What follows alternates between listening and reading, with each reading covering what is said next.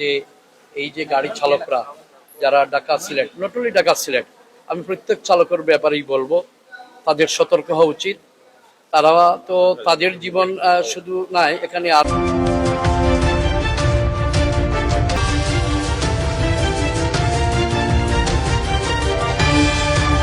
এই যে গাড়ি চালকরা যারা ঢাকা সিলেট নট অনলি ঢাকা সিলেট, আমি প্রত্যেক চালকের ব্যাপারেই বলবো তাদের সতর্ক হওয়া উচিত। তারা তো তাদের জীবন শুধু নয়, এখানে আরো একটা গাড়িতে প্রায় 200 জন মানুষের জীবন নিয়ে, অর্থাৎ 40 জন প্যাসেঞ্জার থাকলে একটা পরিবারের 5 জন করে হিসাব করলে 200 জন। এই যে বিষয়টুকু কিন্তু আমাদের গাড়ি চালকরা চিন্তাই করে না, মোটেই চিন্তা করে না। এটা একটা।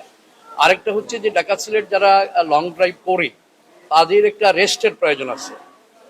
11 ঘন্টা 10 ঘন্টা ড্রাইভ করলো, তারপরে যদি আবার 2 ঘন্টা পরে আবার গাড়িতে উঠে যায়, তাহলে তো কোনো অবস্থাতেই এটা তার জীবনের জন্য রিস্ক এবং যে প্যাসেঞ্জারকে নিচ্ছে তাদের জন্য রিস্ক।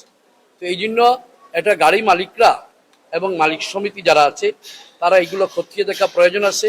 এই ড্রাইভার কখন গাড়ি চালিয়ে সিলেটে আসছিল, আরেকটা ড্রাইভার কখন চালিয়ে ঢাকায় গিয়েছিল, কখন সে গাড়িতে উঠলো, এইগুলো দেখার বিষয় আছে। পাশাপাশি যারা বর্তমানে যে কাজ চলছে এই কাজের জন্যই তো বিলম্ব হচ্ছে।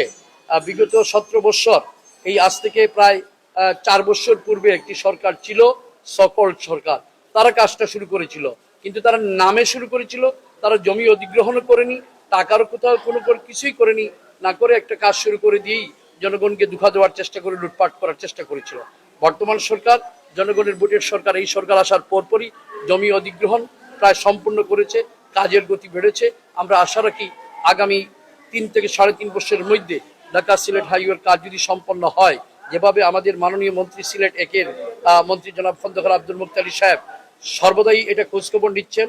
পাশাপাশি আমাদের বিশেষ করে আমাদের মাননীয় প্রধানমন্ত্রী জনাব তারেক রহমান, ওনার শ্বশুরবাড়ি সিলেটে হওয়ার সুবাদে, আত্মীয়তার সুবাদে, এবং উনি অবশ্যই শুধু সিলেট না সারা বাংলাদেশেরই দেখছেন, তারপরেও সিলেট শ্বশুরবাড়ি হিসাবে যেভাবে খোঁজখবর নিচ্ছেন, আমরা আশা রাখি হয়তো আগামী 3 থেকে 3.5 বছরের মধ্যে আমাদের ঢাকা সিলেট হাইওয়ের কাজ সম্পন্ন হবে। সম্পন্ন হলে শেষ হবে না যতক্ষণ না আমরা সচেতন না হই, ড্রাইভাররা সচেতন না হয়, বাস মালিকরা সচেতন না হয়, ততক্ষণ পর্যন্ত এগুলো চলবে। হাইওয়ে পুলিশের অবশ্যই দায়িত্ব আছে। আপনি জানেন হাইওয়ে পুলিশ বিগত 17 বছর ছিল একটি অনির্বাচিত সরকারের অধীনে, নির্বাচিত সরকারের অধীনে এখন আসছে। এখন স্বাভাবিক তাদের সচেতনতা বৃদ্ধি করতে হবে এবং সরকার সে ব্যাপারে নজর দিচ্ছে।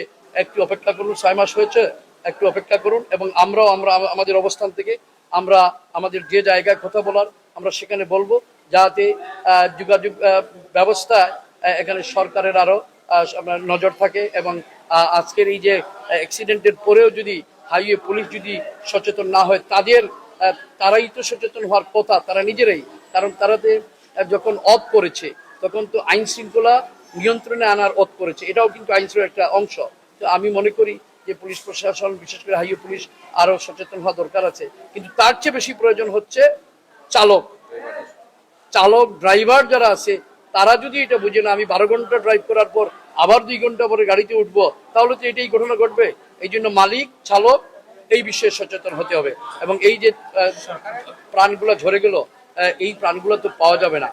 ইতিমধ্যে আপনি শুনেছেন এখানে মাননীয় প্রধানমন্ত্রী জনাব তারেক রহমানের পক্ষ থেকে সাথে সাথেই কিন্তু জেলা প্রশাসক এসেছেন, এডিসি জেনারেল এসেছেন, এবং প্রতিটি যারা এখানে অ্যাক্সিডেন্টে আহত তাদেরকে 10,000 টাকা করে ইতিমধ্যে দেওয়া হয়েছে।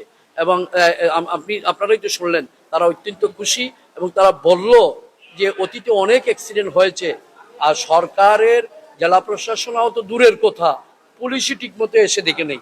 সেখানে জেলা প্রশাসক এসেছেন, এডিসি জেনারেলকে দিয়ে সরকারের পক্ষ থেকে মাননীয় প্রধানমন্ত্রী আর পক্ষ থেকে সাথে সাথে এই 10,000 টাকা করে দেওয়া হয়েছে।